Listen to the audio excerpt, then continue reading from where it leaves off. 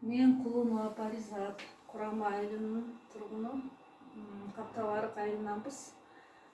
Бизде айылыбызда таза суу киргизилген. Ошо таза суубуздун баары агып атат. Айыл жерге эс жыргап калдык таза суу менен ичип.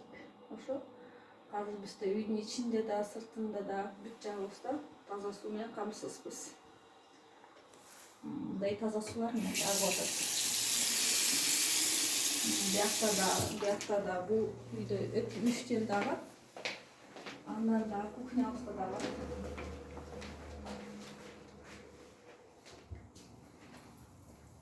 Сыртта да 3-4 жерде колонкабыз бар, алардан да агып турат.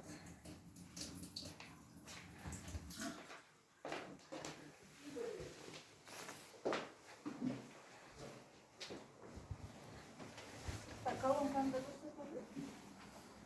Sırtta da işte var, tırnakta da işte var.